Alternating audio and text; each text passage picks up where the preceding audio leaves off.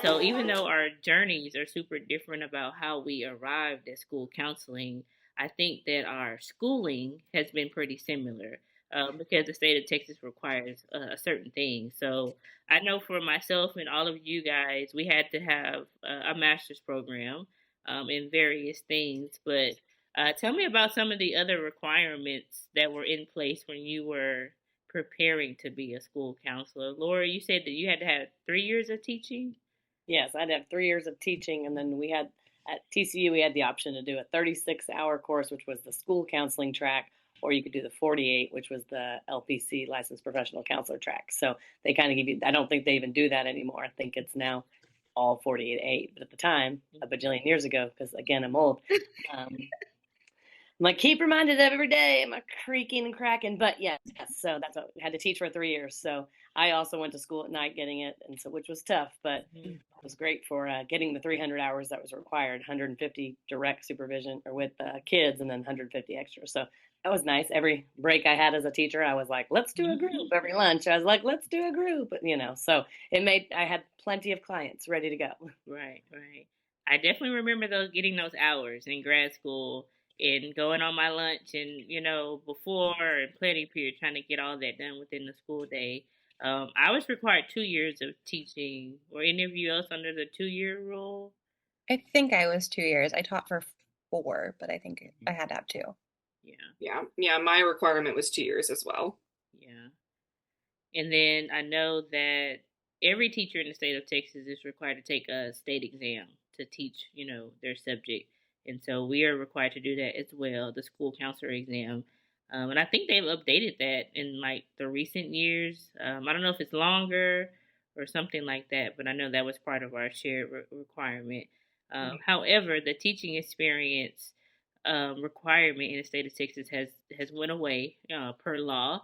All of us were educators, teachers for a certain amount of years, and I do feel as if that is something that is helpful, to school counselors, especially elementary school counselors, because we spend quite a lot of our time teaching classes. We're not just in an office all day. We're getting lessons and holding large groups, 20 plus children sometimes. So if anyone's interested in being a school counselor, I would say that having copious amount of experience in the classroom and in the building is still very important. I think additionally, and just not just the experience and help managing a class, I think Mhm. it also helps us to be empathetic to the teachers Mhm. when we are, trying to create school-wide programming or school-wide events or things that we want to do for a whole grade level or pulling, kids from class. I think it just makes us a little bit more, sympathize and, empathize with their position and what they have on their plate because we've been there, Mhm. and we know what it's like to have to try to make up, things with kids or, have something else be asked of us. And so I think that helps in that regard too. Yeah, I agree absolutely. So speaking of empathizing with the teacher school day, let's talk a little bit about what our typical day looks like. And just a side note, we were supposed to start our video for you guys at a certain time, but it had to be pushed back because the days of a school counselor are different every day, which we love. So, Anna, can you share a little bit about what your typical day looks like, if there is a typical day? I can share what today looked like. Oh man. Okay, so we arrive. I was at duty, but you know, we have to kind of like when you hear duty, you have this mindset of, oh, you have to stand there, you have to just, guard these children. But I take that as an opportunity to walk around the cafeteria. How are you doing? What are you doing this weekend? Just checking in with these sweet babies, right? So we jump from duty to parent phone calls to guidance to, and you all know, I need to talk to you. Can you talk to me later? Can you pull me? I'm having, problems with my friends. So we're talking about conflict resolution. And so it's a lot. You just really have to balance your work day, right? And kind of prioritize like, what do I need to do first? What is that must do thing? I have to have done by today. And so and I feel like I'm speaking for everyone, but our to-do list may have 10 or 20 items on there. And sometimes you don't get to any of it because things happen and pop up all the time, right? Those responsive services. And so, yeah, just kind of being flexible and running around with my little cart and my puppet Azul, and so the kids are greeting, where are you going now? Where are you going now? Where's Azul? Is Azul sleeping? Is he in the cart? And so, but I think the most important piece for me is that I'm making connections throughout the day, whether that's jumping in an elevator, going downstairs, coming out of the cafeteria. I am making sure to connect, making sure that we get that FaceTime because to me, that it just like revives me. You know what I mean? It just brings that sort of sense of I brought comfort to them. They felt heard. They felt validated. I think, again, speaking for myself, that's what matters to me. So yes, days look crazy, but you're flexible and you go with it.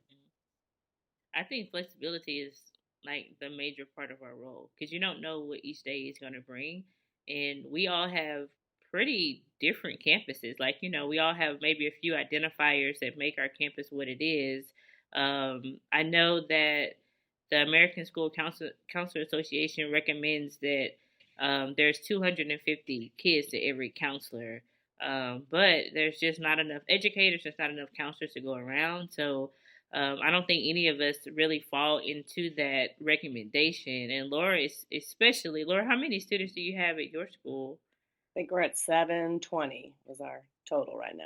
Wow, that's so many little humans to take care of. What does your day look like on most days? I literally envisioned. I just went to an arcade the other day, and I played pinball, and I envisioned that ding, ding, ding, ding, ding. So, like Anna said, you have that best laid plans of this is kind of what I'm thinking. We have 37 homerooms, so there's usually about 3 to 4 guidance classes a day.